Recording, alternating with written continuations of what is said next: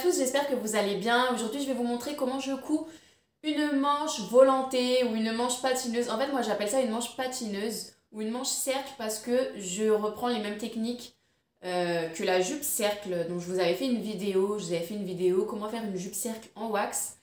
Et en fait, pour coudre ce type de manche, je reprends exactement la même technique. Donc voilà, donc il s'agit de ces manches que vous voyez sur ce haut. J'espère que la vidéo vous plaira. N'hésitez pas à me dire en commentaire ce que vous en pensez et je vous montre ça tout de suite. Maintenant, il va falloir mesurer votre tour d'emmanchure. Donc vous prenez votre mètre et vous allez mesurer autour de la manche.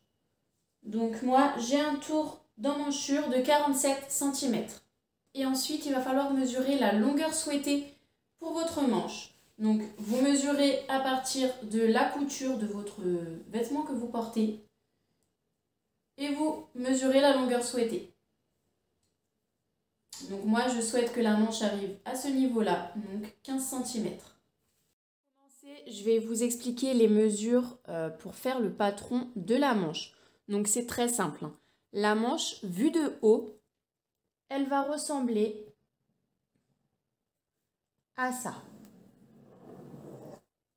Donc deux cercles l'un dans l'autre.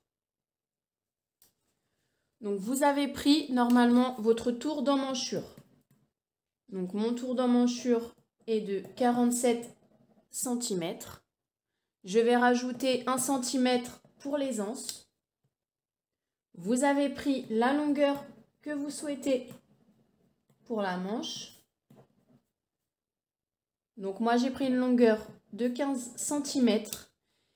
Et on va ajouter 3 cm parce qu'on va avoir 2 cm d'ourlet et 1 cm de marge de couture. Donc je vais retenir ces deux chiffres, 48 et 18. Donc là, en gros, ce cercle-là, c'est là où votre épaule va passer. Donc c'est le tour de votre emmanchure. Et ça va être le tombant de la manche. Donc pour former ça, on va reprendre exactement les mêmes calculs que pour la jupe cercle dont je vous avais fait une vidéo. Donc là, il va falloir calculer le rayon de ce cercle pour pouvoir le tracer. Donc de là, le centre du cercle jusqu'à là, on a le rayon, sachant que le périmètre de ce cercle doit faire cette mesure-là.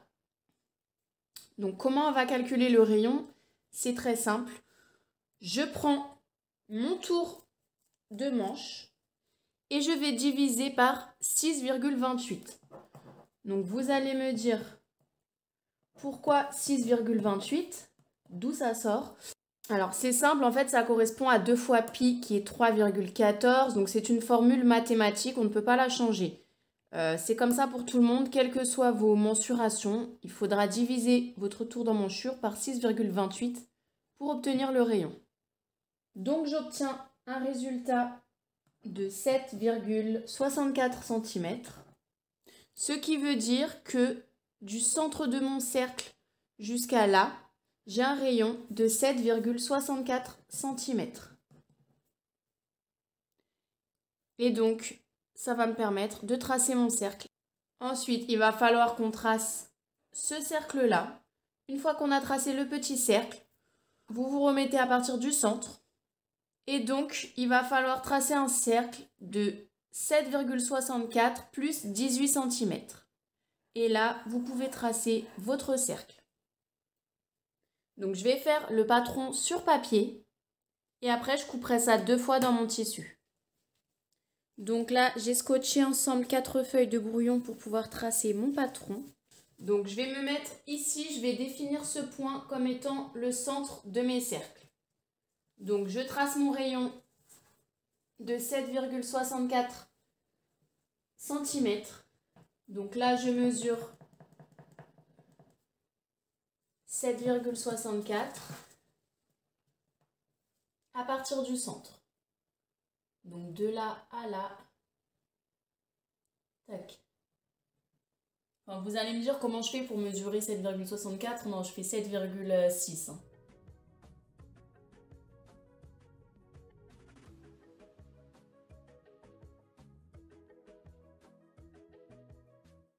D'ailleurs, je pense que 4 feuilles, c'est pas assez. Je vais devoir en scotcher d'autres sur les côtés, à mon avis.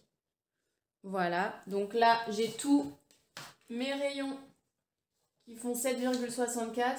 Je vais relier les points entre eux pour avoir mon cercle.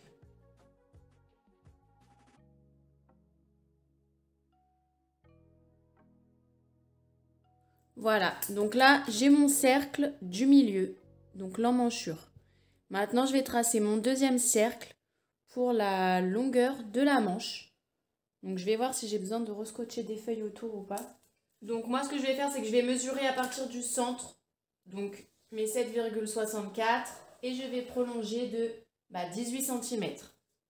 Donc, vous voyez, c'est un peu limite. Je vais certainement devoir rajouter des feuilles.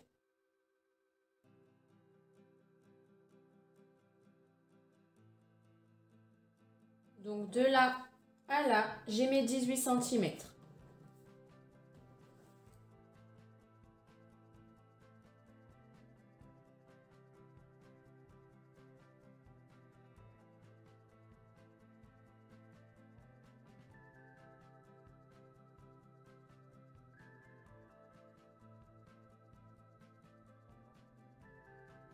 Voilà, donc là j'ai rajouté un petit bout de feuille ici et un petit bout de feuille ici pour pouvoir finir mon cercle.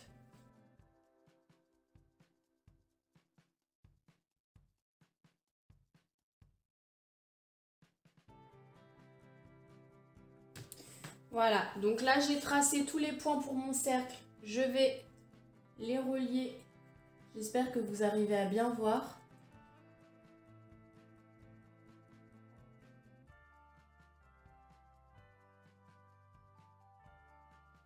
Je vais repasser au surligneur pour être sûr que vous voyez bien.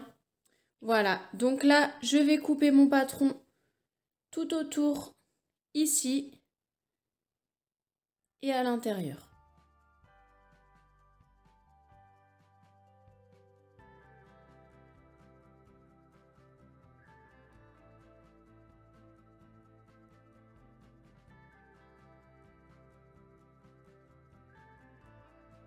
Donc voilà ce que j'obtiens. Donc le patron pour ma manche est prêt. Je vais découper ça 2 fois dans mon tissu.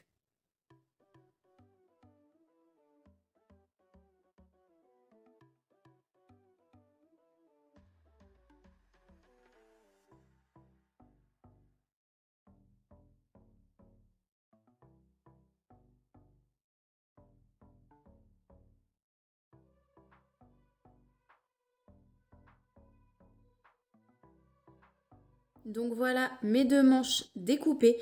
Donc je vais commencer par faire un ourlet tout autour sur mes manches. Donc pour faire mon ourlet, comme d'habitude, je me mets sur l'envers de mon empiècement et je vais replier tout le tour sur 1 cm, puis de nouveau sur 1 cm. Je vais épingler tout le long et faire ma couture.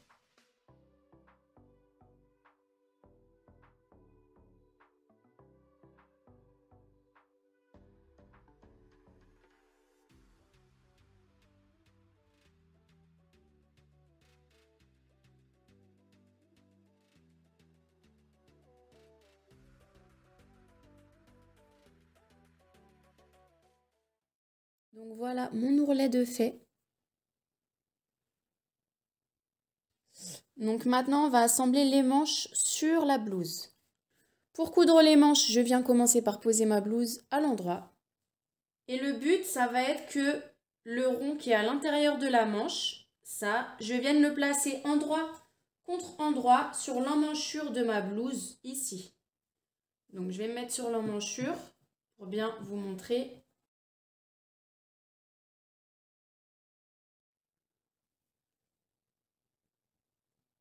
Je viens poser ça ici. Et je vais épingler tout le tour.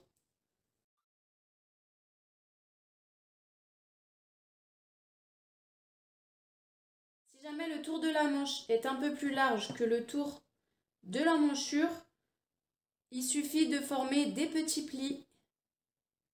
Une fois que c'est épinglé, je vais venir coudre tout le tour à 1 cm du bord, puis je vais surfiler au point zigzag ou au point de surjet.